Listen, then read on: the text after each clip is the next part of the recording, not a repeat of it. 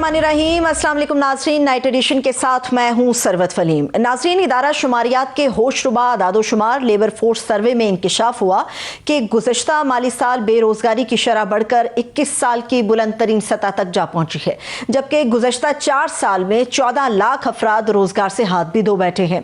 वज़ारत ख़जाना का यह दावा है कि महंगाई की शरह 5 से 6% रहेगी, जबकि मईशत इस्तेहकाम की राह पर गामजन है। जैसे मुल्की कर्जे में 1371 अरब रुपए की कमी, करंट अकाउंट खसारे की हदबंदी, बरामदाद में इजाफा और तरसीलात ज़र की मजबूती। यहाँ यह हम सवाल है कि मुआशी बेहतरी के बावजूद बेरोजगारी में इजाफा क्यों है। Governor state bank Jameel Ahmed साहब कहते हैं कि उन्होंने मुआशी तरक्याती मॉडल पर ही सवालिया निशान लगा दिया, जिनका कहना है कि पाकिस्तान में मौजूदा मुआशी तरक्याती मॉडल 25 करोड़ से ज्यादा आबादी के तकाजे पूरे करने के काबिल ही नहीं है, जबकि मुस्तकिल बुनियादों पर मुस्तहकम पॉलिसीज का रुझान रहना ये तो मुमकिन है और ना ही मईशत के लिए सूदमंद। आखिर मुआशी आशारिये हकीकत में क्या इशारे देते हैं। दूसरी जानिब पावर सेक्टर का गर्दिशी कर्जा भी आप देख सकते हैं कि 2300 अरब तक बढ़ने का खदशा जाहिर किया जा रहा है। एक तरफ तो मुआशी मगर दूसरी तरफ सियासी अदम इस्तेहकाम है, जिसकी बड़ी वजह जेल में मुलाकात ना होने की सूरत में एक बरपा सियासी तूफान है। क्या सियासी अदम इस्तेहकाम को नजरअंदाज करके मईशत की परवाज बेहतर हो सकती है। सियासी और मुआशी चैलेंजेस को लेकर हुकूमती तरजीहात आगे किस तरह से बढ़ेंगी, इसी पर बात करने के लिए हमारे मौजूद मेहमान साबिक वफाकी वजीर बराए तवानाई और मुस्लिम लीग नून के मरकजी सीनियर नायब सदर इंजीनियर खुर्रम दस्तगीर खान साहब हमारे साथ मौजूद हैं। इनको वेलकम करते हैं। बहुत शुक्रिया खुर्रम दस्तगीर खान साहब आपके वक्त के लिए। सर, सियासत की बात तो डेफिनेटली मैं आपसे करूंगी, मगर ज़रा इकॉनमी की बात आपसे पहले हो जाए। मुझे सर ये बताइएगा कि 2024 में जब हुकूमत संभाली गई थी तो हमें कहा गया था कि जी देखिए डिफ़ॉल्ट तक ले गए, हम निकालेंगे, काविशें भी हमने देखी। 2025 में हमें बताया कि हम माशाअल्लाह से बहुत आगे बढ़ गए हैं और इससे भी कहीं आगे बढ़ेंगे, मगर 2025 के इख्तिताम पे 2 बड़े झटके पाकिस्तान की इकॉनमी को लगे। एक IMF की रिपोर्ट का और दूसरा जो लेबर फोर्स सर्वे हमारे सामने आया है। तो हम ये कह दें कि हुकूमत सच छुपा रही है, या ये हम कह दें कि IMF और लेबर फोर्स जो सर्वे है ये बड़ा ओवरस्टेटेड है।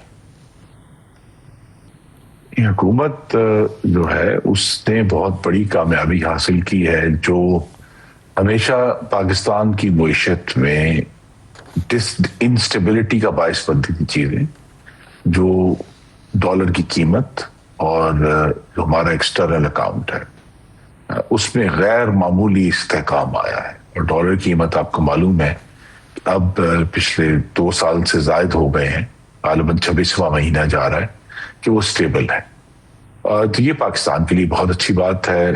जो दिवालिया के इशारे थे 2022 में, मैं खुद उसका ऐनी शाहिद हूँ और उसका हिस्सा हूँ, और बहुत ही वो एक तकलीफ दे अमल था जिससे वो हुकूमत गुजरी।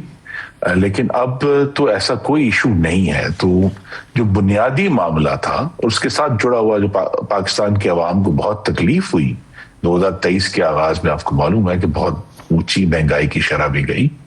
तो अब तो महंगाई तकरीबन ना होने के बराबर है, लेकिन उसका यह मतलब नहीं कि कीमतें कम हो गई हैं। तो अवाम की तकलीफ अपनी जगह पर है, लेकिन अब मजीद जो कभी कभी 1-2 कमोडिटीज की कीमत में उतार चढ़ाव होता है, लेकिन यूजुअली पाकिस्तान की जो कीमतें हैं, चाहे पुरदोनोश की खास तौर पे, वो स्टेबल थी। अब उसमें आपको मालूम है कि इस दफा सैलाब का झटका लगा तो कुछ अरसे के लिए फूड की कीमतों में उतार चढ़ाव हुआ, लेकिन वो भी अब स्टेबल हो रहा है। तो हुकूमत की ये तो बहुत बड़ी कामयाबी है कि उसने एक मालियाती इस्तेहकाम दे दिया है, यानी फाइनेंशियल स्टेबिलिटी आ गई है, फॉरेन एक्सचेंज की स्टेबिलिटी आ गई है। हमारा करंट अकाउंट भी अगरचे अभी कुछ नेगेटिव हुआ है, लेकिन मोस्टली पॉजिटिव इस साल रहा है। अब चैलेंज क्या है? चैलेंज वही है जिसकी तरफ गवर्नर स्टेट बैंक ने भी इशारा किया और दुरुस्त इशारा किया कि हमारे जो कहते हैं ना बिजनेस एज यूजुअल तरीके हैं इकोनॉमी को चलाने के। मसलन बिजनेस एज यूजुअल ये है कि हुकूमत का जो PSDP है वो मेन इंजन के तौर पे काम करता है। पाकिस्तान में मुख्तलिफ इंफ्रास्ट्रक्चर डेवलपमेंट है। हमारे जो मुख्तलिफ जो बिजनेसमैन है, बिजनेस के जो है जो सेक्टर्स हैं, उनको हुकूमत फंड करती है या उनको सब्सिडी देती है, इसके जरिए वो फिर एक्सपोर्ट करते हैं बहुत सारी। और दूसरा जो है कि जी जो सरकार है वो नौकरियां देती है। अब ये तीनों चीजें जो है ये मुकम्मल तौर पे मतरूक हो चुकी हैं, ऑब्सोलीट हो चुकी हैं। तो हुकूमत, आई थिंक शहबाज शरीफ साहब ने, अगरचे उनकी जो मालियाती टीम है उनको हमें सराहना भी चाहिए, मुबारकबाद भी देनी चाहिए, लेकिन उनके आगे एक बहुत बड़ा चैलेंज खड़ा है। और चैलेंज की जो बुनियादी बात है, जो हर हुकूमत का मकसद होना चाहिए, वो ये है कि क्या इकोनॉमी है, जिसकी तरफ आपने इशारा भी किया, कि क्या पाकिस्तान की मिशन जो है पाकिस्तान के नौजवान मर्दों ख्वातीन के लिए वाफर और बेहतर रोजगार पैदा कर रही है या नहीं कर रही? नहीं कर रही, ये बात क्लियर है, ठीक है जी। तो लिहाजा ये जो चैलेंज है, और ये तभी होगा कि पाकिस्तान में नई सरमायाकारी होगी, क्योंकि नया रोजगार नई सरमायाकारी के बगैर पैदा नहीं होगा। और सरमायाकारी लेकिन निजी सेक्टर के जरिए भी तो सरमायाकारी आएगी ना। निजी सेक्टर के ऊपर क्या फोकस? यही मैं कहने लगा था कि सबसे पहले पाकिस्तान के अंदर से सरमायाकारी करना जरूरी है। और वहां फिर अब हुकूमत ने एनालिसिस तो बेशुमार होते रहते हैं, लेकिन रुकावट जो है, एक तो टैक्सेशन का निजाम है, और दूसरा पाकिस्तान के जो टैक्सेशन के निजाम के अंदर जो उतार चढ़ाव होता है, जो लैक ऑफ प्रिडिक्टेबिलिटी है, और तीसरी चीज अगर हम ऐड करना चाहें तो वो पाकिस्तान की तवानाई की कीमतें हैं।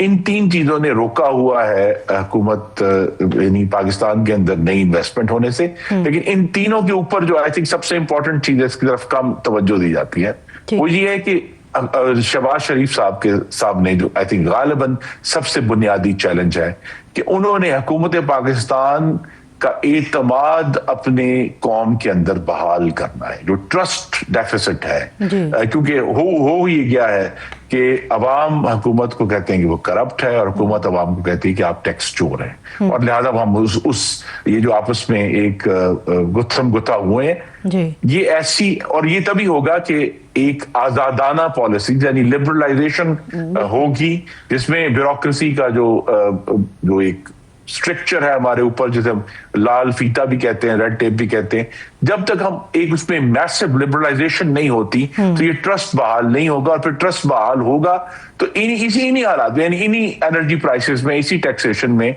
जो है वो निजी सेक्टर जो है उसको, अगर ये ट्रस्ट आ जाएगा कि हुकूमत संजीदा है और स्टेबल है, तो वो सरमायाकारी करेंगे। और जब इंटरनल सरमायाकारी होगी तो आप देखेंगी, और ये हुआ 2016 में, कि पहले इंटरनल सरमायाकारी होना शुरू हुई, और फिर पूरी दुनिया ने अचानक डिस्कवर किया कि पाकिस्तान एक ट्रस्ट का लेवल जो है 240 मिलियन की आबादी होता है। जी, अच्छा सर, आपने एनर्जी के हवाले से बात की, अगर आप मुझे इजाजत दें तो आप भी मिनिस्टर रहे, एनर्जी की वजारत आपके पास भी थी, और जिस तरह से आप अभी बड़ी खूबसूरत बात कर रहे हैं कि लोगों के अंदर एतमाद की बहाली बड़ा एक इंपॉर्टेंट फैक्टर है, जब तक वो नहीं होगा चीजें बेहतरी की तरफ नहीं जा सकती। तो उस दौर में भी जब आप तवानाई के वजीर थे तो बेशबहा ऐसी चीजें और आपकी तरफ से हमारे सामने आती रही, जिसमें आप बहुत सारे इनिशिएटिव्स लेने के बारे में कहते रहे, आपने अपना होमवर्क कंप्लीट किया, उसके ऊपर काम करने के लिए भी बार बार कहते रहे। दुनिया के जो बड़े बड़े कंट्रीज हैं, हमने देखा है कि उन्होंने जब अपनी मैशत को डेवलप किया तो उसके अंदर एनर्जी का एक रोल था। रोजगार की जो एक बड़ी तादाद किसी भी मुल्क में पैदा हुई वो एनर्जी सेक्टर से हुई। पाकिस्तान भी इससे फायदा उठा सकता है। तो क्या वजह है कि हम एनर्जी की तरफ जा भी रहे हैं, चीजों को हम मॉडर्नाइजेशन की तरफ भी लेकर जा रहे हैं, मगर बदकिस्मती से जो रोजगार का हमारा दायरा है वो अभी भी कमजोर है? इसकी वजह क्या है? जी, इसकी वजह यह है, जिसे मैं कहूंगा कि एक तो हमने, अगर सिर्फ बिजली की बात करनी है, तो हमने अपने जो बिजली का बिल है उसको एक बस बना लिए जिसमें बहुत सारे टैक्सेस आकर बैठ गए दूसरे महकमों के। जब तक इसको खाली नहीं किया जाता और सिर्फ प्योरली जो बिजली के मामलात हैं उसकी कीमत आवाम से नहीं ली जाती, पहला तो ये स्टेप लेना है। दूसरा स्टेप ये है कि इसमें ओवर द टाइम बहुत बड़े बड़े इनिशिएटिव्स पहले लिए गए। जो पहली जो प्राइवेट सेक्टर की पॉलिसी थी 1994 में पीपल्स पार्टी के दौर में आई, फिर दूसरी PMLN के दौर में आई। हमेशा जो है हुकूमतों ने इमरजेंसी के तौर पर इस पर काम किया है। अब जबकि एक मौका है कि पाकिस्तान में उस तरह एनर्जी की इमरजेंसी नहीं है, एनर्जी वाफर मौजूद है, अगर उसके खरीदार मौजूद हों तो इसको जो रिस्ट्रक्चरिंग है वो अब उसका वक्त आ गया है कि पाकिस्तान का जो फ्यूचर है, और उसमें एक बात तो बड़ी क्लियर थी जो उस वक्त हम PDM की गवर्नमेंट में मेरे पास ये जिम्मेदारी थी, जो फैसला आज तक मौजूद है कि पाकिस्तान अब किसी बाहर से मंगवाए हुए ईंधन पर बिजली नहीं बनाएगा। यानी जिस ईंधन के लिए हमें डॉलर पे करना है, हम उस पर बिजली नहीं बनाएंगे। हम अपने अंदरूनी जो वसाइल है वो इस्तेमाल करेंगे। और अंदरूनी वसाइल क्या है? वो पानी है, वो हवा है, वो सोलर है, वो न्यूक्लियर है। आई थिंक इसके ऊपर कम तवज्जो दी जाती। न्यूक्लियर भी पाकिस्तान के लिए एक बहुत बड़ा सोर्स हो सकता है, ऑलरेडी है इनफैक्ट। और जो तीसरा उसका बड़ा मंसूबा था, वो उसका संगे बुनियाद वज़ीर आज़म शहबाज शरीफ ने मई 2023 में रखा था। वो भी इंशाल्लाह बड़ी तेजी से आगे बढ़ रहा है। तो ये जो इंटरनल सोर्सेज हैं, उनको इस्तेमाल करके बिजली को सस्ता करना मकसद है। बहुत शुक्रिया। खुर्रम दस्तगीर खान साहब हमारे साथ मौजूद थे। इसके साथ एक छोटा सा ब्रेक लेते हैं। आप लोग हमारे साथ ही रहिएगा।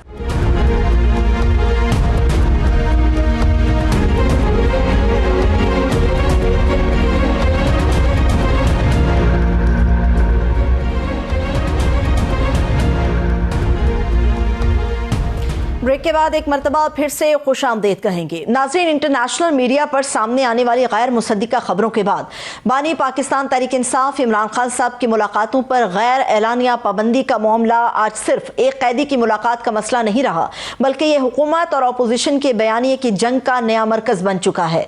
मुलाकातों पर पाबंदी की आखिर इस वक्त बुनियाद क्या है? जेल मैनुअल क्या कहता है? अदालती हुक्म क्या कहता है? और हुकूमत आखिर किस बात से खौफजदा है? ये सब जानना जरूरी है ताकि हम ये जान सकें कि सच कहां है और सियासत कहां है। इस्लामाबाद हाई कोर्ट वाज़ेह फैसला दे चुकी है कि इमरान खान साहब को हफ्ते में 2 मुलाकातों की इजाजत है, एक खानदान और एक कानूनी टीम के साथ। लेकिन हुकूमत कहती है कि मुलाकातों के बाद बाहर आकर 1.5 घंटे की सियासी प्रेस कॉन्फ्रेंसेस होती हैं।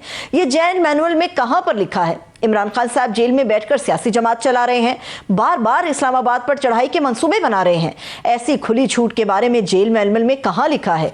पीटीआई कहती है कि फैमिली और वकला की मुलाकात रोकना अदालती हुक्म की तौहीन है। यहां रियासत कानून नहीं बल्कि ताकत दिखा रही है। अगले हफ्ते मुलाकात ना होने पर अपोजिशन मुल्क बंद करने का इंदिया दे चुकी है। केपी सूबाई वज़रा कहते हैं कि सूबे की सरहद बंद करने, इस्लामाबाद और पिंडी की तरफ लॉन्ग मार्च करने जैसे कई प्लान्स भी पाकिस्तान तहरीक इंसाफ की मेज पर अब मौजूद हैं। इस सारी सियासी और कानूनी कशमकश में इमरान खान साहब की बहनों के बैनुल-अक़वामी मीडिया खुसूसन भारतीय चैनल्स को दिए गए इंटरव्यूज ने पाकिस्तान में एक नया पिंडोरा बॉक्स खोल दिया। पीटीआई के सियासी मुखालिफिन सवाल उठाने लगे हैं कि क्या पाकिस्तान के अंदरूनी सियासी इख्तलाफात को भारतीय मीडिया पर ले जाना दुरुस्त कदम है? मोदी मीडिया को पाकिस्तान के खिलाफ प्रोपेगेंडा के लिए बहाना चाहिए और पीटीआई शायद यही प्लेटफॉर्म में उन्हें फराहम भी कर रही है। अब ये जानेंगे कि इंटरव्यूज के लिए क्या पीटीआई की आला क़यादत ने कोई मंजूरी दी थी या बहनों का इनफरादी फैसला है। इन तमाम तर इशूज़ के साथ आज इमरान खान साहब से मुताल्लिक़ अदालतों में जारी केसेस पर भी हम बात करेंगे। इस वक्त पाकिस्तान तहरीक इंसाफ के सीनियर रहनुमा अबूज़र सलमान नियाज़ साहब हमारे साथ मौजूद हैं, उनको मैं वेलकम करूंगी। बहुत शुक्रिया अबूज़र सलमान नियाज़ साहब आपके वक्त के लिए। इस वक्त जो हमारे पास ताज़ा तरीन खबर आई है वो ये है कि पहले तो ऐलान हो चुका था कि हम एहतजाज शुरू करेंगे, मुल्क को बंद करेंगे, लेकिन अब 1 दिसंबर की एक तारीख भी हमें मिली है कि जिसमें कुछ हिस्सों को बंद किया जाएगा। तो क्या ये आप लोगों का आखिरी फैसला है कि सड़कें बंद होकर ही इंसाफ मिलेगा? देखें, बात सड़कें जो बंद करने की बात है, ये नेचुरल एक प्रोसेस है। उसका रीज़न ये है, आपने हर तरीके से जो भी कानून में, आइन में रास्ता प्रोवाइडेड है, आपने उसको एक्सरसाइज करने की कोशिश की है। आप खुद देखें, पहले तो जेल मैनुअल के अंदर या जो एप्लीकेबल लॉज हैं जेल रूल्स के, उसके तहत मुलाकात जो है वो बुनियादी हक है किसी भी कैदी का अपनी फैमिली से, अपने वकला से, अपने दोस्तों से, वो नहीं होती। फिर उसकी तहत आप कोर्ट जाते हैं। इस्लामाबाद हाई कोर्ट कोई 10 दफ़ा ऑर्डर कर चुका है, लार्जर बेंच बन चुका है। उस लार्जर बेंच में कंटेम्प्ट पिटिशंस फाइल की जा चुकी हैं। चीफ जस्टिस ऑफ पाकिस्तान को लिखा जा चुका है, पिटिशंस फाइल की जा चुकी हैं। एक सिटिंग चीफ मिनिस्टर को जो 4-4.5 करोड़ की आबादी को रिप्रेजेंट करता है, उसको डिनाई किया गया despite clear orders of the court. अब मुझे आप बताएं, आपके पास क्या रास्ता रह जाता है? आपके पास रास्ता यही रह जाता है कि आप सड़क पे आएं, मोबिलाइज करें लोगों को, जो भी तरीकाकार है उसको अपनाएं और फिर अपना जो बात है उसको मनवाएं। और तो कोई ऑप्शन रहे नहीं, आपने दी नहीं। जो रियासत है खुद आपको मजबूर कर रही है कि आप वो सारे तरीके अपनाएं जो कानून से बाहर हों या कानून से बालातर हों। अब इसमें मैं क्या बात आगे कर सकता हूँ? रियासत खुद ही गैर कानूनी तरीके से हमें डील कर रही है, तो उसका जो भी होगा आउटकम वो खुद ही अब उसको देखेंगे। अच्छा, हालांकि ये हुकूमत की तरफ से कहा जा रहा है कि ये गैर कानूनी मुतालबा पीटीआई कर रही है कि इमरान खान साहब से उनकी मुलाकात कराई जाए। गो के हमारे प्रोग्राम में कल उन्होंने कहा है कि अगर आप लोग यकीन दहानी करा देते हैं कि इमरान खान साहब कोई तारीख नहीं देंगे या बाहर आकर कोई एहतजाज का ऐलान नहीं होगा, तो ऐसी सूरत में इमरान खान साहब की जो बहनें हैं या फैमिली है उनके साथ उनकी मुलाकात कराई जा सकती है। यकीन दहानी कल हमारे प्रोग्राम में कराई है उन्होंने। देखें, ये कोई रिक्वायरमेंट जो है, जो इन्होंने रिक्वायरमेंट पुट की है, ये कोई कानूनी रिक्वायरमेंट नहीं है, ना इसका कहीं कानून में जिक्र है ना का आईन में जिक्र है। अब इमरान खान साहब से उनके जो पॉलिटिकल लीडरशिप पे मिलेगी वो दो चीज़ों की बात करेगी ना। जो पाकिस्तान तहरीक इंसाफ की पॉलिटिक्स है, जो इंटरनेशनल पॉलिटिक्स है, जो नेशनल लेवल पॉलिटिक्स है, उस पर बात होगी। अब इमरान खान से वो वहां पे मकई की रोटी बनाने का तरीका तो नहीं पूछने जा रहे वहां पे। जाहिर बात है पॉलिटिक्स डिस्कस होगी। उसके अलावा जब उनकी फैमिली मिलेगी, जाहिर बात है उनके जो वो इश्यूज फेस कर रहे हैं जेल के अंदर, जो मुश्किलात फेस कर रहे हैं, उसी पे बात होगी। फिर वो बाहर आके उसके बारे में बात करेंगे। फिर उनके अगर वकला उनसे मिलेंगे, उनके जो केसेस डिस्कस होंगे, फिर केसेस में कहाँ का नाइंसाफी हुई और क्या लीगल स्ट्रेटजी है, वही डिस्कस होगी ना। तो ये कौन सी रिक्वायरमेंट है कि जी आप अपने जो आपकी जॉब डिस्क्रिप्शन है, जो फैमिली रिक्वायरमेंट है, वो बात नहीं करेंगे। आप वो बात करेंगे जो हुकूमत को सूट करेगी या हुकूमत को पसंद आएगी। ये आज मैं खुद पढ़ रहा था, मियां नवाज शरीफ साहब भी जेल में रहे, ऑल्दो थोड़ा सा रहते हैं, बड़े तेज हैं, डील करके बाहर निकल जाते हैं। वो उनसे कितने लोग मिलते थे, एसी वाले कमरे में मुलाकात होती थी। आप बिल्कुल देख लें दिन के कितने लोग मिलते थे। फिर उसके बाद आज मैं एक सीनियर जर्नलिस्ट को सुन रहा था, वो ये कह रहे थे जो मियां नवाज शरीफ को जनरल बाजवा के जो ससुर थे वो ड्यूरिंग इनकार्सरेशन घर से खाना भिजवाते थे। सो ये तो बादशाह की तरह रखा हुआ था मियां नवाज शरीफ को, रियासत के मेहमान बने हुए थे, रियासत के दमाद। तो गुजर साहब एक दूसरे पे बात करने पे आएगी तो बिल्कुल ये आप जो बात कर रहे हैं ये तारीख का हिस्सा है, सबको पता है कि इसमें कितना सच है। लेकिन इमरान खान साहब के बारे में हुकूमत ये कहती है 6 कमरों के बैरक के अंदर इमरान खान साहब है, एक्सरसाइज वो कर रहे हैं। फिर वो देसी मुर्गे का नाम ले लेके इमरान खान साहब के खानों के ऊपर एतराज भी उठा रहे हैं कि हमारे टैक्स के पैसों से इमरान खान साहब को 6 बैरक के ऊपर मुश्तमिल एक कमरा मिला हुआ है कि वहां पर वो घूमते भी हैं, एक्सरसाइज भी करते हैं, बिल्कुल ठीक ठाक भी हैं। लेकिन जो पीटीआई डंडे और एहतजाज और धरने की सियासत कर रही है, दरअसल इमरान खान साहब से मुलाकात में सबसे बड़ी हर्डल यही है। देखें, मैं ये जो बयान, पहली बात है ये जो देसी मुर्गे वाला बयान है बड़ा एग्जैजरेटेड है। जी जी बिल्कुल। वो जो भी खाना खाते हैं अपने पैसे देते हैं, बिल्कुल बिल्कुल खान साहब। और जो बैरक है वो ऐसी बात नहीं है, वो छोटे से कमरे में रहते हैं। वो जब हमें हमारी मुलाकात थी उस वक्त पता लगता था कि उनको सिर्फ 2 घंटे के लिए निकाला जाता है उस छोटे से कमरे से, और बहुत दफा तो 20-20 दिन उस छोटे कमरे के अंदर ही सॉलिटरी कन्फाइनमेंट में रखा गया, वहां से बाहर भी नहीं निकाला गया। ये भी खान साहब के अपने मुंह के अल्फाज हैं। और मुझे ये बताएं, 22-23 दिन हो गए हैं हमारी खान साहब से मुलाकात नहीं हुई, किसी की बात नहीं हुई, किसी आउटसाइड वर्ल्ड का उनके पास उनका मैसेज नहीं आया, कोई शख्स नहीं मिला। तो क्या मेरी रीजनेबल एप्रीहेंशन नहीं है कि मैं उनकी जान के बारे में फिक्रमंद हूं, और खासकर अगर मैं उनकी फैमिली हूं तो मैं और ज्यादा फिक्रमंद हूं? होगी ना रीजनेबल। तो हुकूमत मुलाकात करवा दे, एक बात करवा दे, एक शख्स को मिलवा दे। क्या उसमें हुकूमत को इतना डर है? जाहिर बात है मैं तो फिर बात करूंगा कि मैं पूरे दुनिया से बात करूंगा, इंटरनेशनल मीडिया से बात करूंगा, हर जगह बात करूंगा। आप मेरी अगर आवाज ही नहीं पहुंचा सकते मेरे भाई तक तो मैं तो बात करूंगा। और जहां तक बात है, देखें खान साहब की, वो 450 रुपए का स्टाम्प पेपर लेके एमएन फील्ड पे बैठ के तकरीरें नहीं कर रहे एज अ कन्विक्टेड इंडिविजुअल। वो जेल काट रहे हैं, 2-2.5 साल होने वाले हैं उनको जेल में, और बड़ी बामुशक्कत जेल काट रहे हैं। और ये नहीं कहा कि जी मुझे बाहर निकालें और फिर मैं कोई मौसमी तरीके से निकलाबी बन जाऊँ। तो मियां नवाज शरीफ साहब आते हैं, हर 6 महीने बाद एक बयान देते हैं और हमें पता चलता है नया इनकलाबी आ गया। तो खान साहब अपने एक ही पॉइंट पे खड़े हैं, जो उनकी बात थी उधर ही खड़े हैं अभी तक। वैसे वो 50 रुपए का स्टैम्प पेपर वाला तो इमरान खान साहब के दौर में ही हुआ ना अबूजर साहब? देखें, इधर मैं अब आपको क्लियर कर दूं। देखें, 50 रुपए के स्टाम्प पेपर में अदालत का फैसला था, इमरान खान साहब का फैसला नहीं था। अदालत ने कहा था हम इनको जाने दे रहे हैं ताकि अपना मेडिकल का जो है वो इलाज करवा लें, क्योंकि इनके जो मेडिकल रिपोर्ट्स हैं वो बिल्कुल ठीक नहीं है। तो इस वजह से इनको बाहर भेजा जाए और ये अपना इलाज करवा के आ जाएं। और मियाँ शहबाज शरीफ गारंटी दे रहे हैं कि वो 6 हफ्ते में या 4 हफ्ते में वापस आ जाएंगे। ये 50 रुपए के स्टाम्प पेपर पे इमरान खान साहब का फैसला नहीं था इनको बाहर भेजना, फिर वो 4 साल बाद वापस आए।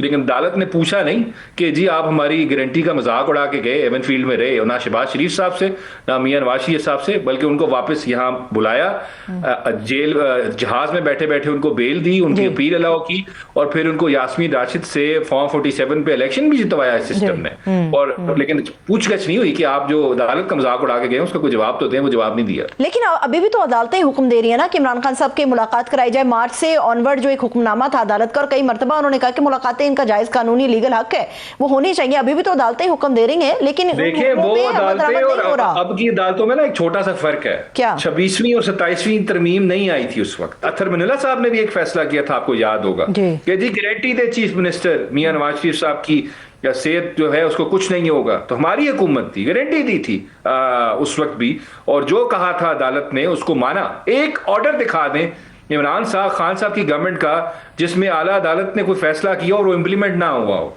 ऐसा कोई आपको ऑर्डर नहीं मिलेगा। सारे ऑर्डर इंप्लीमेंट किए। अच्छा, इसमें एक और भी डिलेमा है अबूजर साहब। वो ये कहते हैं कि जब नवाज शरीफ साहब जेल में थे, चूंकि आजकल बड़े हवाले दिए जा रहे हैं नवाज शरीफ साहब के, शहबाज शरीफ साहब के, तो जब भी उनकी सियासी मुलाकातें होती थी उसमें कभी भी ये नहीं कहा जाता था कि आप रेमिटेंसेस बंद कर दें, आप मुल्क का कोई हिस्सा बंद कर दें, एहतजाज शुरू कर दें, पाकिस्तान का पहिया जाम कर दें। ये नहीं कहा जाता था। सियासी गुफ्तगू होती जरूर थी मगर उसमें एहतजाज धरने की सियासत नहीं थी, और यही पीटीआई के लिए सबसे बड़ा प्रॉब्लम बन गया है। देखिए सॉरी टू से मियां नवाज शरीफ साहब जो थे वो कोई 300 केसेस उन पे रियासत ने नहीं काटे थे, FIR नहीं काटी थी, क्योंकि जारी बात है एक ही में इतना बड़ा जुर्म किया था, उनके ऊपर मल्टीपल केसेस करने की जरूरत नहीं थी। यहाँ तो इमरान खान साहब पे देखें उनकी फैमिली लाइफ से लेके हर तरह का केस करने की कोशिश की गई। उनको फाइनेंशियली करप्ट साबित करने की कोशिश की गई, वो फेल हुआ। फिर उनको मॉरली करप्ट साबित करने की कोशिश की गई, वो फेल हुआ। कोई एवेन्यू छोड़ी नहीं रियासत ने। हर तरह की कोशिश कर ली कि किसी तरह इमरान खान को हम एक कन्विक्टेड इंडिविजुअल पेश करें अवाम के सामने, दुनिया के सामने, लेकिन दुनिया रिजेक्ट कर देती है। फिर आला अदालत में भी अपील अलाउ हो जाती है। लेकिन मियां नवाज शरीफ को कंपेयर आप नहीं कर सकते, क्योंकि ना वो पॉपुलर थे, ना उनका 80 से 90 सीटें चोरी हुई थी। फॉर्म 47 पे उनसे हुकूमत नहीं छीनी गई थी। मैं अभी भी कहता हूं, आप देख रिकॉर्ड निकाल के देख लें, ये जो आरटीएस करते हैं ड्रामा, आप आरटीएस डाउन होने से पहले सीटें देखें तहरीक इंसाफ की, और उसके बाद देखें हमारी 15 सीटें कम हुई थी। मियां नवाज शरीफ कोई पॉपुलर नहीं थे 2018-17 में, जो वो रोते रहते हैं कि जी मेरा मैंडेट छीना गया। कितनी इलेक्शन पिटीशन इन्होंने फाइल की उस वक्त, हमारी तो देख ले 150-170 पिटीशन पेंडिंग है इस वक्त। अदालतें फैसला नहीं करी क्योंकि ट्रिब्यूनल्स को भी मैनेज कर लिया गया। इस वजह से मियां नवाज शरीफ किस मुंह से लोगों को कॉल देते हैं? इमरान खान साहब तो अभी कॉल देते हैं क्योंकि उनको पता है मैं सबसे पॉपुलर लीडर हूं। वो कोई बात करते हैं, अवाम उसको मनवान तस्लीम कर लेती है, क्योंकि अवाम उनको फॉलो करती है, उनको पसंद करती है। अभी ये जो आप बात कर रहे हैं ना बुजुर्ग साहब, उसमें ये है कि जाहिर सी बात है पूरे पाकिस्तान के अंदर इस वक्त ये एक परेशानी जरूर है कि इमरान खान साहब की अगर मुलाकातें बंद है तो उनकी खैर खैरियत आनी चाहिए, और वो उनके अहल खाना के जरिए आए तो ज्यादा मुसद्दिका होगी। लेकिन अली अमीन साहब के जरिए जो एक खबर आई और वीडियो के जरिए आई कि जी इमरान खान साहब बिल्कुल दुरुस्त हैं, उसके बाद हमने देखा कि ये खबर जो फैली थी ये बेसिकली दर हकीकत इंडियन मीडिया से उठी और मुख्तलिफ जगहों से होती हुई पाकिस्तान के अंदर बहुत तेजी के साथ फैली कि खान साहब की सेहत दुरुस्त नहीं है। जो नौरीन साहिबा ने इंटरव्यूज दिए हैं इंडियन मीडिया को, ये आज़ादी इज़हार राय है, हक है उनका, मैं इसके ऊपर कदगन नहीं लगा रही, लेकिन आपको नहीं लगता कि एक बाहमी मुशावरत के साथ जाना चाहिए था? इंटरनेशनल मीडिया के ऊपर कभी इतना फोकस नहीं हुआ, ना इतराज़ उठा। इंडियन मीडिया को इंटरव्यू और फिर इंडियन मीडिया का मुख्तलिफ AI के जरिए उस इंटरव्यूज़ को फैलाना, पाकिस्तान के खिलाफ नफरत और मोदी के लिए मुख्तलिफ किस्म की चीज़ें, आपको नहीं लगता कि ये बाकायदा मुशावरत के साथ होना चाहिए था या नहीं होना चाहिए था? देखिए पहली बात तो ये है कि इंडियन मीडिया पे जो एक वो नौरीन आपा का जो एक वो इंटरव्यू चल रहा है उसमें लास्ट 25 सेकंड्स जो है वो AI जनरेटेड है। बिल्कुल ऐसा ही है। दूसरी बात, अब बात हो जाए इंडियन मीडिया पे जाने की। मुझे समझ नहीं आ रही इंडियन मीडिया पे जाना जो है उसको इतना बुरा क्यों समझा जा रहा है, क्योंकि मैं देख रहा हूं, अभी मैं पढ़ भी रहा था, 1984 में पहली दफा बेनजीर भुट्टो ने इंडियन मीडिया को इंटरव्यू दिया और उसके बाद बेशुमार इंटरव्यू दिए। आप रिकॉर्ड निकाल के देख ले, मियां नवाज शरीफ साहब ने बहुत इंटरव्यूज दिए। नहीं, मैं तो कह रही हूँ कि ये इंटरव्यू गलत नहीं है बुजुर्ग साहब, मैं ये नहीं कह रही कि नहीं देना चाहिए था, मैं ये कह रही हूँ कि हमें एटलीस्ट जो मौजूदा इस वक्त सिचुएशन है उसमें मोहतात इसलिए होना चाहिए था, जैसे आपने बताया लास्ट 25 सेकंड्स जो है वो AI जनरेटेड है, तो आप देखिए उससे कितना क्योस फैल गया पाकिस्तान के अंदर। जी देखिए, पहली बात है मेरी नजर में किसी भी मीडिया में जाना बुरी बात नहीं है, एज लॉन्ग एज आप सच बात कर रहे हैं, फैक्ट्स के साथ बात कर रहे हैं। दूसरी बात, जहां तक बात है, देखें पहले एग्जाम्पल्स मौजूद हैं, लोग गए हैं, मैंने आपको कहा। दूसरी बात है, अच्छा ओके वो नहीं जाती नौरीन आप मीडिया पे, ठीक है, आप एक काम करें, सारे चैनल्स उनकी प्रेस कॉन्फ्रेंस को लाइव चला दें, वो जो उनको इश्यूज हैं वो सारे वो बात करना चाहती हैं तो वो नहीं जाएंगी। आपके मुल्क में तो मीडिया उनकी बात नहीं चला सकता, वो अपने भाई का नाम लेंगी तो वो बीप हो जाएगा। जब आप अपना मीडिया कंट्रोल करके रखेंगे, रेगुलेट करके रखेंगे, और वहां पे इमरान खान की तस्वीर और नाम भी बैन होगी, तो जाहिर बात है इंटरनेशनल मीडिया में अगले जाएंगे ना। आप अपने मुल्क का मीडिया इंडिपेंडेंट कर दें, यहीं पे वो प्रेस कॉन्फ्रेंस कर देती हैं लाइव बैठ के सारी बहनें, और बता देती हैं क्या मसला वो फेस कर रही हैं। सो अपने मीडिया पे इधर इंट्रोस्पेक्शन करें, फिर उसके बाद इंटरनेशनल मीडिया इररेलेवेंट हो जाएगा। लेकिन वैसे जितनी पॉपुलैरिटी इस वक्त सोशल मीडिया के लिहाज से अगर मैं कहूँ पाकिस्तान तहरीक इंसाफ के पास इस वक्त मौजूद है, शायद ही पाकिस्तान में कभी किसी पार्टी को मिली और शायद ही आइंदा आने वाले मुस्तकबिल में मिले जितनी अभी भी मौजूद है। अब आ जाते हैं दूसरी एक इंपॉर्टेंट चीज पे। अफजल साहब मुझे ये बताइएगा कि अभी मंगल को 2 तारीख को इमरान खान साहब के साथ एक मुलाकात मुमकिन तौर पे हो सकती है, और उस मुलाकात से पहले ये कहा गया है कि अगर वो मुलाकात नहीं होती तो फिर हम जैम पैक कर देंगे, बंद करेंगे सारा कुछ, और उसका आगाज खैबर पख्तूनख्वा से होगा। मगर मंगल से पहले पीर के रोज ही बंदिश का ऐलान कर दिया गया एक मखसूस हिस्से में। इंतजार नहीं करना चाहिए कि जरा मंगल आ जाए, पता चल जाए हालात वाक़ियात का, उसके बाद कोई फैसला लिया जाए? देखिए, इंतजार एक खास दिन का करना मेरे ख्याल से ये तो एक स्टेटमेंट हो सकती है कि इस दिन से हम करेंगे, लोगों को मोबिलाइज करना है, 100 चीजें करनी है, लेकिन देखें इंतजार क्या करें। मुलाकात करवानी हो तो सुबह 6 बजे आजम सवाती साहब को मिलवा दिया जाता है। वो तो अभी भी मिलवा सकते हैं इस वक्त जब मैं और आप बात कर रहे हैं। अभी अगर गौर खान साहब को कॉल आ जाए सुप्रीटेंडेंट की तरफ से या सलमान राजा साहब को, वो जाके मिल लेंगे। ये तो हुकूमत की देखें कोर्ट में बॉल है, उन्होंने फैसला करना है। हमने तो जितने वाइबल लीगल रीजनेबल ऑप्शंस थे एक्सरसाइज कर चुके हैं। मुझे अब एक एग्जांपल दे दें, पूरी दुनिया में इंसानी तारीख निकाल लें, खासकर पॉलिटिकल हिस्ट्री निकाल लें, चीफ मिनिस्टर 9 दफा एक जेल के बाहर बैठा रहा हो 4-4, 5-5 घंटे, और उसके पास कोर्ट का ऑर्डर हो चीफ जस्टिस का इस्लामाबाद हाई कोर्ट के, और वहां उसको ना मिलने दिया गया, कहीं आपको मिसाल नहीं मिलेगी। देखिए, मुझे नहीं समझ आता इन लोगों को फील होता है कि नहीं होता। इस तरह की जब इमेज जाता है ना पूरी दुनिया में, वो उसको इंटरनेशनल इंडियन मीडिया पे दिखा रहा हो, इंटरनेशनल मीडिया दिखा रहा हो, तब तो आपकी गैरत नहीं जागती, आपको शर्म नहीं आती कि आपके मुल्क की अदालतों का मजाक उड़ा है, चीफ मिनिस्टर का मजाक उड़ा है। लेकिन नौरीन खान ने बात कर दी मीडिया पे जाके, जी मेरे भाई के साथ ज्यादती हो रही है, उससे हमें मिला नहीं दिया जा रहा कोर्ट ऑर्डर के बावजूद। तो आप लोगों की अंदर का नेशनलिज्म जाग जाता है, जिंगोइज्म जाग जाता है, और आप बिल्कुल पागल हो जाते हैं, जी उन्होंने इंटरव्यू क्यों दे दिया। जो इधर जुल्म हो रहा है, तुम्हारे मुल्क का मजाक उड़ रहा है, एक एक्स प्राइम मिनिस्टर के साथ किस तरह का सलूक किया जा रहा है, सिटिंग चीफ मिनिस्टर के साथ क्या हो रहा है, चीफ जस्टिस के ऑर्डर के साथ क्या सलूक किया जा रहा है, वहां ना आपके अंदर का कोई जमहूर जागता है, ना आइन पसंद शख्स जागता है, ना कानून पसंद शख्स जागता है। लेकिन यहाँ पे आपका पता नहीं नौरीन खान के इंटरव्यू पे आपको एकदम क्या हो जाता है। ये तो मुझे इस तरह की मुनाफिकाना अप्रोच की भी समझ नहीं आ रही। ठीक है, अब एक आखिरी सवाल है बुजुर्ग सलमान साहब, मुझे ये बताइएगा कि इस वक्त जो सिंध हाई कोर्ट के अंदर वकला का मामला है, जो एहतजाज का मामला आगे बढ़ रहा है, वो हमें ऐसे लगता है कि कोई तहरीक शुरू हो सकती है। लाहौर हाई कोर्ट वकला से आपने भी खिताब किया, और आपका खिताब जब मैंने सुना तो उसमें आपने एक जुमला ये भी कहा कि तमाम वकला को अब मुत्तहिद होकर मोबिलाइज करना होगा ताकि आइन जो है वो अपनी असल हालत में बहाल हो सके। तो क्या हम ये समझ लें कि इंसाफ के लिए, आइन के लिए और इस सिस्टम की दुरुस्तगी के लिए आइंदा आने वाले कुछ वक्तों में हम एक नई वकला तहरीक देख रहे हैं? जब तक आइन असल शक्ल में बहाल नहीं होता ये वकला तहरीक जारी रहेगी, कुछ ऐसा होने जा रहा है? देखें, फॉर लॉयर्स हम लोगों के लिए हालात तब तक नॉर्मल नहीं होंगे, उन वकीलों के जो आइन को पसंद करते हैं, कानून को पसंद करते हैं, जमहूरियत चाहते हैं, बुनियादी हुकूक चाहते हैं, हालात तब तक नॉर्मल नहीं होंगे हम लोगों के लिए जब तक आइन अपनी असल हालत में बहाल नहीं होगा। और असल हालत क्या थी? वो हालत थी जो 26वीं और 27वीं आईनी तरमीम से पहले थे। आज आपने देख लिया सिंध हाई कोर्ट में, वहां पे जो इलेक्शन हुआ वो वकला जीत गया पैनल प्रेसिडेंट और सेक्रेटरीशिप के लिए, जो 26वीं और 27वीं आईनी तरमीम के खिलाफ थे। फिर पीछे पंजाब बार काउंसिल्स के इलेक्शन हुए, लाहौर के अंदर, सेंट्रल पंजाब के अंदर क्लीन स्वीप कर गए ऑलमोस्ट, जो 26वीं और 27वीं आईनी तरमीम के खिलाफ थे। बहुत शुक्रिया, thank you so much Abuzar Salman यार साहब हमारे साथ मौजूद। एक छोटा सा ब्रेक लेते हैं, आप लोग हमारे साथ रहिएगा।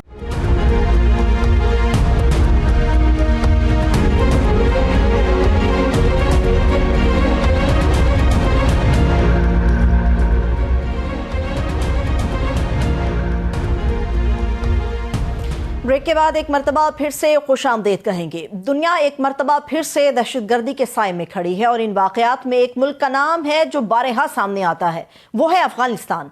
हालिया दिनों में दुनिया के 3 मुख्तलिफ खित्तों में 3 बड़े वाकयात हुए। पाकिस्तान में दहशतगर्दी के वाकयात, अमेरिका में व्हाइट हाउस के करीब फायरिंग और फिर ताजिकिस्तान में चीनी मुलाजमीन पर ड्रोन हमला। बज़ाहिर ये अलग अलग वाकयात हैं, मगर इन सब के ताने बाने अफगान तालिबान और अफगानिस्तान की सरजमीन से जुड़े हैं। इन वाकयात के बाद एक मरतबा फिर से यूएनओ रिपोर्ट ने पाकिस्तान के इस मौक़िफ़ की तस्दीक की है कि अफगान तालिबान की मौजूदा इंतज़ामिया मुख्तलिफ दहशतगर्द गिरोहों को महफूज पनाहगाहें फराहम कर रही है। यही वो नुकता है जिसने न सिर्फ पूरे खित्ते की सलामती बल्कि आलमी अमन के मुस्तकबिल पर भी सवालिया निशान आयद कर दिया। अमेरिका में पनाह गुज़ीन अफगान शहरी की फायरिंग से नेशनल गार्ड की हिराकत के बाद ट्रंप इंतजामिया के इमिग्रेशन को लेकर सख्त इक़दाम हमारे सामने आ रहे हैं। अमेरिकी सदर ने तीसरी दुनिया से हिजरत रोकने का भी इंदिया दिया। ऐसे में क्या ये खदशात दुरुस्त हैं कि अमेरिकी इमिग्रेशन सख्त होने के असरात पाकिस्तान जैसे ममालिक पर भी आ सकते हैं? एक और नुकता है जो बड़ा गौर तलब है कि एक तरफ दुनिया अफगानिस्तान में दहशतगर्द गिरोहों की मौजूदगी पर मुत्तफिक है, मगर दूसरी तरफ भारत खामोशी से काबुल के साथ अपने ताल्लुकात को एक नई सतह पर लेकर जा रहा है। और यह हकीकत भी किसी से ढकी छुपी नहीं है कि भारत हमेशा अफगानिस्तान से ताल्लुकात की आड़ में पाकिस्तान के खिलाफ प्रॉक्सी वॉर का खूनी खेल खेलता आया है। अब एक सवाल है कि अगर पाकिस्तान, चीन और अमेरिका तीनों अफगानिस्तान की मौजूदा पॉलिसी से परेशान है, तो क्या वक्त आ गया कि एक ताकतवर इलाकाई और आलमी इत्तेहाद तश्कील दिया जाए, या फिर अफगानिस्तान से दहशतगर्दी की फैक्ट्रियां खत्म करने के लिए सिर्फ सिफारती दबाव ही काफ़ी है? ये जानना बड़ा अहम होगा कि अगर कोई ऑपरेशनल मैकेनिज्म बनता है तो इससे खित्ते में मुस्तकिल अमन आएगा या फिर एक नई महाजराई जो है वो जन्म ले सकती है। इन्हीं मामलों पर बात करने के लिए माहिर बैनुल अक़वामी अमूर साबिक सफ़ीर जमील अहमद साहब मौजूद हैं, उनको वेलकम करते हैं। सर, सबसे पहले तो बेहद शुक्रिया आपके वक्त के लिए। अभी जिस तरह से सर आपने मेरा इब्तदाइया भी सुना, प्रॉब्लम यहाँ पर यह है कि हम हर तरफ से देख रहे हैं और भरपूर अपनी जान लगा रहे हैं, कोशिश कर रहे हैं कि खित्ते में और ख़ासतौर पे पाकिस्तान के अंदर से दहशतगर्दी के जो इफ़ेक्ट्स हैं उनको ख़त्म किया जाए, और इसके ऊपर भरपूर कोशिश हो रही है। उसके बावजूद अफ़गानिस्तान की हटदर्मी और वहाँ से जो बयानात हमारे सामने आ रहे हैं, उससे आपको लगता है कि कोई सख्त फैसले लेने की ज़रूरत है, कोई नया इत्तेहाद तश्कील देने की ज़रूरत है, या फौरी तौर पर क्या हम कर सकते हैं? एक नेचुरल अमर है, ये कुदरती अमर है कि एक सख्त इक़दामात की तरफ तो ये मामला जाते हुए नज़र आ रहा है। और वो सख्त इक़दाम पाकिस्तान तो नहीं चाहता था कि कोई ऐसे इक़दामात हों कि जिसमें दोबारा वही हलचल मच जाए, वही अफरा तफरी मच जाए अफ़गानिस्तान में, और फिर वहाँ से रेफ्यूजीज़ वाला मसला ईरान के लिए, पाकिस्तान के लिए, ताजिकिस्तान के लिए दोबारा शुरू हो जाए। इस तरफ सख्त इक़दाम की तरफ इशारा मैं यूँ कर रहा हूँ कि अक़वाम मुत्तहिदा के रिपोर्ट का हवाला आपने भी दिया और 3 रिपोर्टें हो चुकी हैं, जिसके तहत अक़वाम मुत्तहिदा ने ये बताया है कि अफ़गान सॉइल पर दहशत गर्दों का ग्रुप न सिर्फ पनप रहा है बल्कि उनको सपोर्ट भी हासिल है। और टीटीपी का ख़ास तौर पर जिक्र करते हुए कि वो पाकिस्तान में ऑपरेट करते हैं और उन्हें महफूज पनाहगाहें मौजूद हैं उनकी अफगानिस्तान में। तो ये तमाम चीज़ों का जिक्र तो बैनुल अक़वामी तौर पर, और वो भी यूनाइटेड नेशन के प्लेटफॉर्म से मॉनिटरिंग टीम ने उसको डॉक्यूमेंट करके यूनाइटेड नेशंस के सिक्योरिटी काउंसिल के हवाले कर दिया है। तो एक तो ये दस्तावेज बड़ा मुसम्मम किस्म का मौजूद है। दूसरा ये है कि दोहा एग्रीमेंट का, जो कि एक बुनियादी दस्तावेज है, बुनियादी डॉक्यूमेंट है, जिस पे अफगानिस्तान के तालिबान ने अपना पूरा तरीके से एक मोहर तो खैर सब की है, लेकिन अपनी कमिटमेंट दी थी कि हम अफगानिस्तान सॉइल किसी भी दहशतगर्द ग्रुप को इस्तेमाल नहीं करने देंगे। तो इस्तेमाल करना तो कुछ, अब तो वहाँ सपोर्ट भी मिल रही है। तो ये जो डॉक्यूमेंट दोहा एग्रीमेंट है वो सिर्फ अमेरिका और अफगान तालिबान के दरमियान ही नहीं, बल्कि जब उसको सितंबर 2021 में सिक्योरिटी काउंसिल की रेजोल्यूशन के तहत उसे अप्रूव कर दिया गया, उस पर मोहर सब कर दी गई, तो वो एक इंटरनेशनल डॉक्यूमेंट, एक इंटरनेशनल कानून बन गया।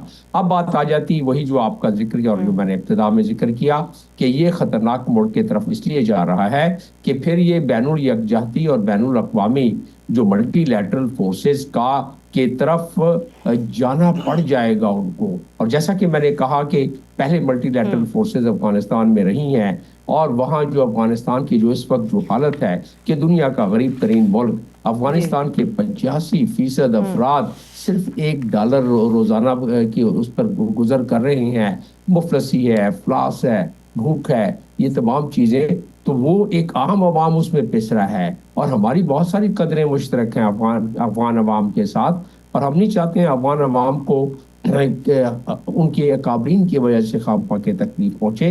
लेकिन अब क्या किया जाए कि जब पूरे का पूरा, आपने खुद तो अपने अपने बयानिए में, अपने इंट्रो में आपने बयान किया, आपने जिक्र किया कि क्या हुआ ताजिकिस्तान के साथ।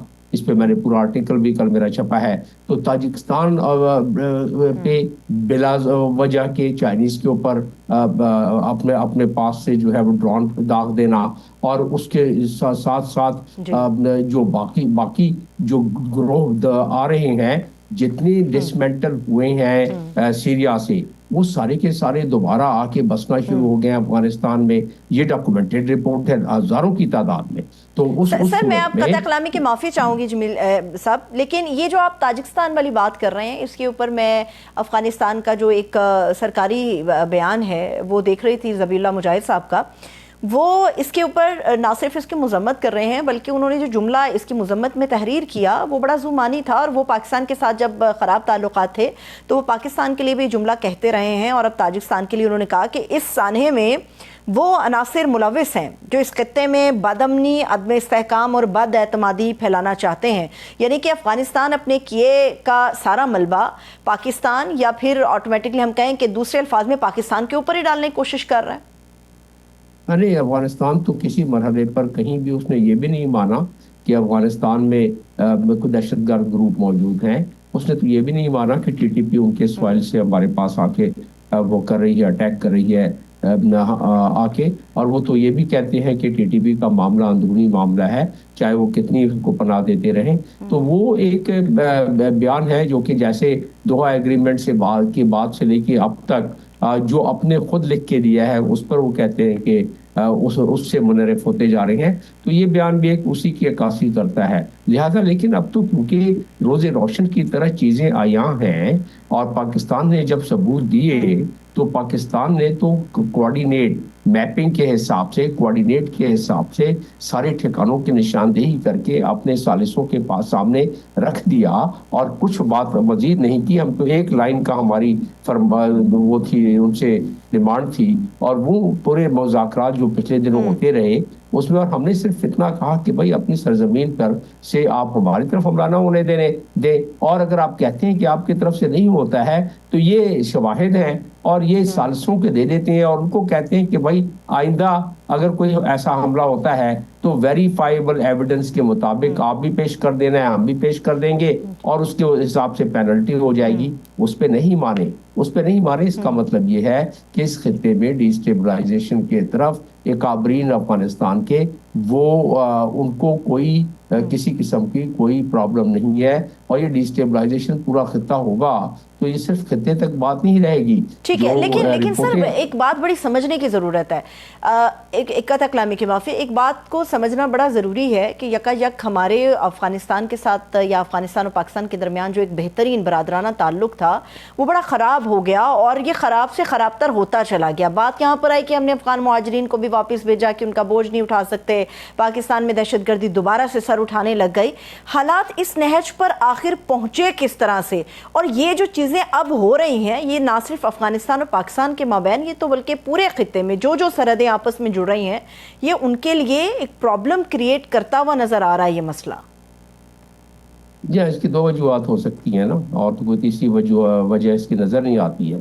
पहली वजह तो ये है कि अफगान तालिबान, क्योंकि उन्होंने थ्राइव ही इसी बात पे किया है, वॉर इकॉनमी पे, तो वॉर इकॉनमी को वो हमेशा चाहते हैं कि उसी तरह आगे चलता रहे, क्योंकि उसके अलावा 2021 से लेके अब तक तो कोई उनके मुल्क में किसी किस्म की कोई ऐसी प्रोग्रेस नहीं हुई कि कोई एक मुल्क भी रशिया के अलावा, वो भी बायलैटरली कि उनको रिकग्नाइज किया हो। तो लिहाजा अब तक तो उनको अपने ही उनके इवन इंडिया जो आजकल बड़ी पींगे बढ़ा रहा है वो उनसे रिकग्नाइज नहीं करता है वो।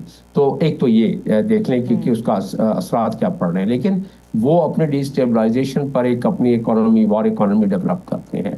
दूसरी बात ये है जो कि वो नहीं मानते, ये जो जो नज़र आ रहा है, जो महसूस होता है कि जो ग्रुप्स वहाँ हैं जो उनके साथ कंधे से कंधा मिला के कई दहाइयों तक लड़ते रहे हैं, तो उनके खिलाफ एक्शन नहीं लेना चाहते हैं। और हमने पाकिस्तान ने तो अपने पिछले दिनों जो हमारी नेगोशिएशन सालिसों के साथ चल रही थी, सालिसों की मौजूदगी में चल रही थी, हमने कहा सालिसों ने कहा कि अगर आप समझते हैं कि आपके पास कोई किसी किस्म के ज़राए की कमी है, कोई मसला है, हम आपकी मदद करते हैं और जिन जिन ठिकानों से हमले हो रहे हैं आपको हम प्रूफ देने के बाद उसको हम खुद निमट लेते हैं। उस पर भी वो राजी नहीं हुए।